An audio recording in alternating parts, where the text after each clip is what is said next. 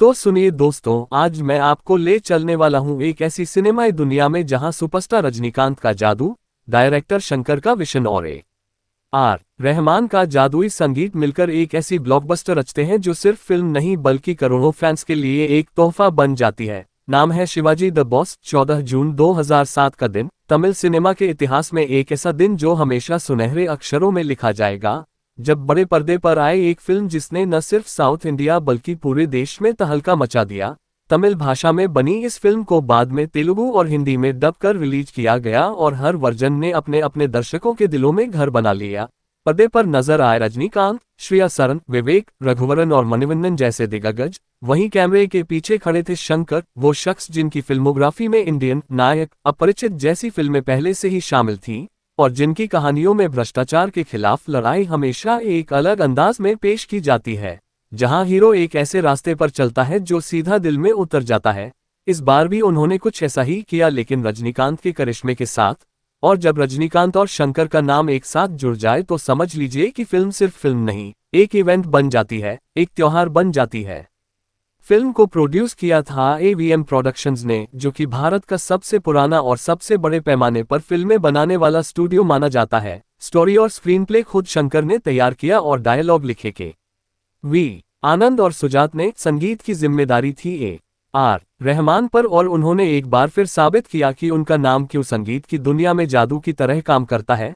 अब अगर बजट की बात करें तो मेकर्स ने कभी सटीक आंकड़ा पब्लिक नहीं किया, लेकिन अनुमान के मुताबिक करीब 50 से 60 करोड़ रुपए इस फिल्म पर खर्च हुए और कलेक्शन पूरे 148 करोड़ रुपए, यानी साफ ब्लॉकबस्टर और 2007 की साउथ इंडिया की सबसे ज्यादा कमाई करने वाली फिल्म। ओरिजिनल तमिल वर्जन की लंबाई थी करीब 3 घंटे 8 मिनट, जबकि हिंदी डब वर्जन में कई सीन्स काटकर इसे 2 घंटे 34 मिनट का कर दिया गया था। इसके बावजूद फिल्म का असर इतना जबरदस्त था कि IMDb पर आज भी 18,000 से ज्यादा लोगों ने इसे 7.5 की रेटिंग दी है। लेकिन इस फिल्म की कहानी पर्दे पर आने से बहुत पहले शुरू हो चुकी थी। दरअसल शंकर के दिमाग में शिवाजी द बॉस का आइडिया 90 के दशक के आखिर में ही आ चुका था, जब उन्होंने 1998 में कमल हासन के साथ इंडियन बनाई थी। उसी वक्त उन्होंने रजनीकांत को 3 स्क्रिप्ट सुनाई थी। एक थी शिवाजी द बॉस, दूसरी थी 2010 में आई रोबोट और तीसरी थी 2015 की आई। रजनीकांत ने उन स्क्रिप्ट्स को सुना, पसंद किया और वक्त आने पर किया भी। दिलचस्प बात यह कि शिवाजी द बॉस रजनीकांत के करियर की 100वीं तमिल फिल्म और 154वीं फिल्म थी, और इसके टाइटल के लिए शंकर ने पहले तमिल सिनेमा के लीजेंड शिवाजी गणेशन के परिवार से अनुमति ली ताकि बाद में कोई विवाद न हो। परिवार ने कहानी सुनी और खुशी खुशी हाँ कर दी। लीड एक्ट्रेस के लिए पहले ऐश्वर्या राय को अप्रोच किया गया, लेकिन वो अपनी दूसरी फिल्मों में व्यस्त थीं। बाद में उन्होंने 2010 में रजनीकांत और शंकर के साथ रोबोट की खलनायक के रोल के लिए पहले प्रकाश राज को अप्रोच किया गया, जो शंकर की अपरिचित में नजर आ चुके थे, लेकिन शेड्यूल की वजह से वो नहीं कर पाए।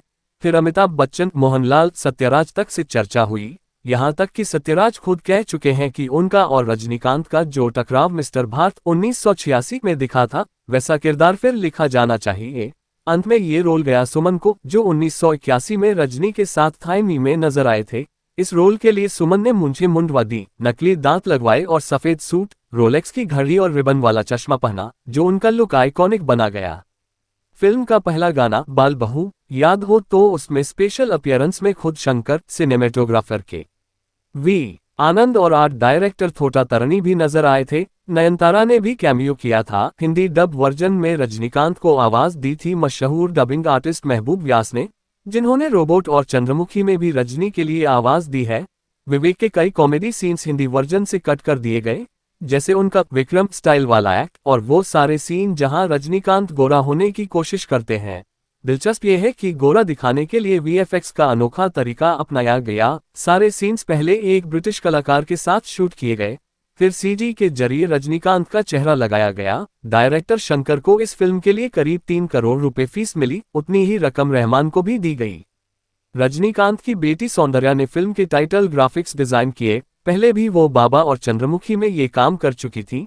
फिल्म के गाने शंकर की फिल्मों की तरह बेहद भव्य और महंगे थे। वाजी वाजी गाने के लिए अकेले 3.5 करोड़ रुपए का सेट लगाया गया। स्टाइल गाना स्पेन के गगनचुंबी बिल्बाओ म्यूजियम के बाहर फिल्माया गया। कई सीन पुणे जंक्शन और चेन्नई की शुगर मिल्स में शूट हुए। रिलीज के 5 साल बाद फिल्म को 3D में कन्वर्ट कर फिर रिलीज किया गया। फिल्म ने एक नेशनल अवार्ड और 3 फिल्म फेयर अवार्ड जीते। रजनीकांत का नाम फिल्म में उनके फुल फॉर्म में रखा गया, तमिल वर्जन में जी रविचंद्रन एमजीआर से प्रेरित, तेलुगु में एनटी रामाराव एनटीआर से प्रेरित और हिंदी में अभिराम बच्चन अमिताभ बच्चन से प्रेरित। और दोस्तों, यही थी वो कहानी जिसके पीछे मेहनत, प्लानिंग और जुनून था, जिसने शिवाजी द बॉस को सिर्फ एक फिल्म नहीं बल्कि एक अनुभव बना दिया। आज भी जब टीवी पर ये फिल्म आती है तो फैंस रिमोट उठाकर चैनल बदलना भूल जाते हैं। रजनीकांत के क्यों हिला डाला ना और कुंज जैसे डायलॉग आज भी लोगों के बीच मीम्स और चर्चाओं का हिस्सा हैं। और यही है सिनेमा का असली जादू, जो सालों बाद भी ताज़ा लगता है। तो अगली बार जब ये फिल्म टीवी पर आए, पॉपकॉर्न लेकर बैठ जाए, क्योंकि शिवाजी द बॉस एक बार नहीं 100 बार देखने लायक है।